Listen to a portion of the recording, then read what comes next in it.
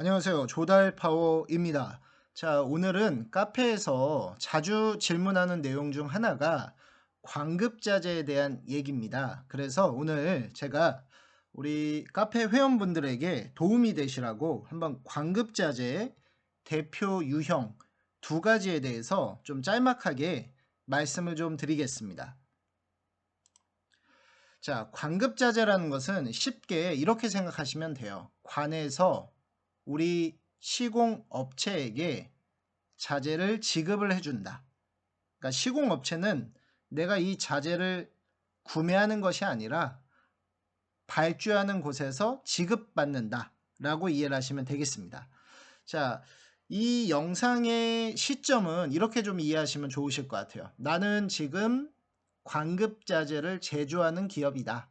그래서 내가 제조하고 있는 이 자재를 어떻게 하면 좀 더 많은 공공기관에 납품할 수 있겠느냐, 이런 부분을 고민하는 제조업체 담당자분들이 보시면 더 좋으실 영상이라고 생각을 합니다.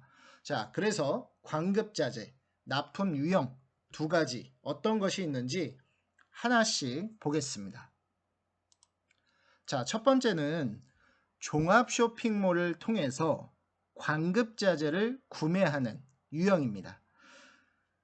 이미 아시고 계시는 분들은 아실 거예요. 대부분의 공공기관에서는 어떤 제품을 구매할 때 머릿속에 첫 번째로 생각하시는 것이 바로 나라장터 쇼핑몰에서 구매하는 것, 대부분 알고 계실 것입니다. 하지만 우리 조달파워 카페 안에는 이미 조달 업무를 잘 하신 분들도 계시지만 아무래도 조달 초보분들도 더 많이 있다고 생각을 합니다. 그래서 제가 기본적인 내용이지만 설명을 좀 드리겠습니다.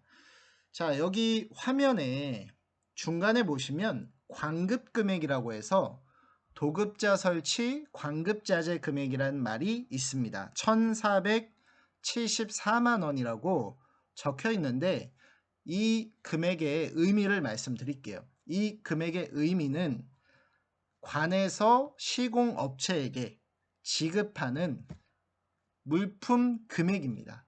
그러니까 돈을 준다 그 개념이 아니라 1,470만 원치의 제품을 시공업체에게 전달을 하면 시공업체는 그 자재를 받아서 시공을 해야 된다. 이렇게 이해를 하시면 되겠고요.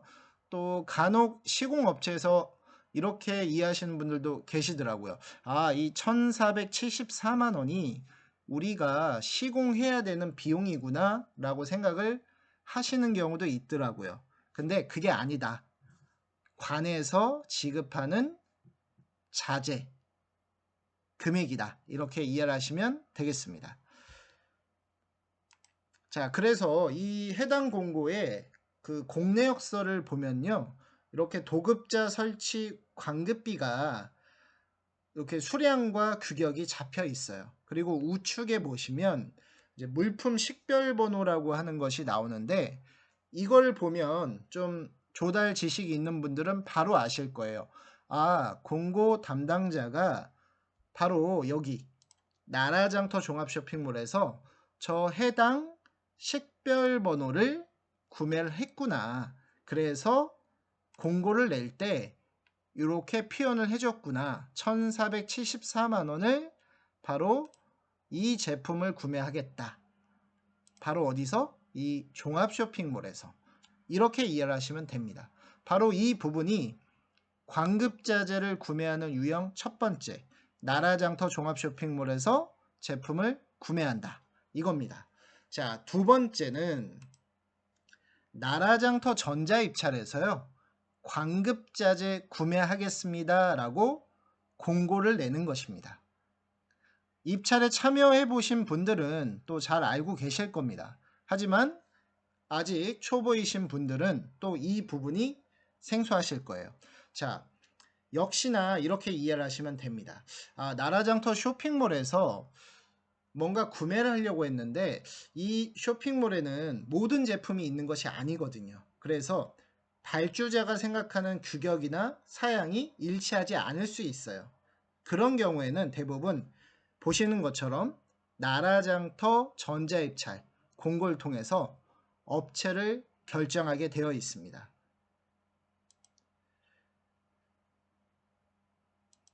자, 보통 이런 경우는요, 단순하게 제품을 구매하기 때문에 인도 조건이요, 대부분 납품 장소 하차도로 기록이 되어 있죠.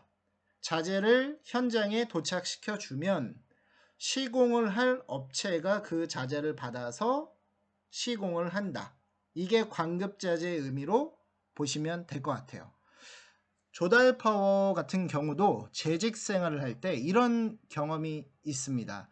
그 당시에 이런 공사였어요. 학교에 마루 바닥을 교체하는 공사였고, 저희 업체가 마루판을 낙찰을 받았어요. 그러니까 광급자재를 낙찰을 받은 거죠. 그래서 광주 지역이었을 겁니다. 그 광주 지역으로 자재를 보내줬고 시공이 마무리가 되었습니다. 그런데 한 달 정도 지난 후에 발주기관으로부터 연락이 왔어요. 지금 마룻바닥에 틈새가 생겨서 문제가 생겼다.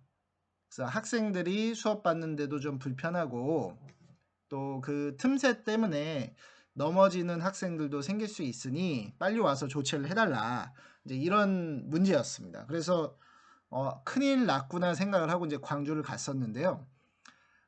결론은 자재 업체도 좀 잘못한 부분이 있고요. 그러니까 납품하는 저희 업체도 잘못한 부분이 있고, 시공을 하는 시공 업체도 좀 잘못을 한 부분이 있었어요. 그래서 결국에는 이제 협의를 다시 재시공하는 조건으로 이제 그 드는 비용의 뭐 반반을 이렇게 업체가 부담하는 걸로 이렇게 좀 원만하게 좀 상의를 해서 처리를 했던 기억이 나는데요. 이런 경우가 좀 생길 수는 있어요. 그러니까 한쪽에서는 자재만 납품을 하고 한쪽에서는 시공만 하다 보니까 좀 뭔가 문제가 발생됐을 때는 서로 당신이 잘못했다, 난 잘못 없다, 뭐 이제 이런 식으로 좀 얘기가 나올 수 있다라는 것이죠. 그래서 혹시나 발주하시는 수요기관 담당자분들이 보신다라고 하시면 또 이런 부분도 한번 참고를 해 놓으시면 향후 업무 처리하실 때 도움이 되실 것 같습니다. 자, 광급자재에 대해서 오늘 한번 정보를 나눠드렸고요. 이후에 또 궁금하신 사항들은 저희 조달파워 카페에 오셔서 또 질문 남겨주시면 조달파워가 답변을 드리도록 하겠습니다.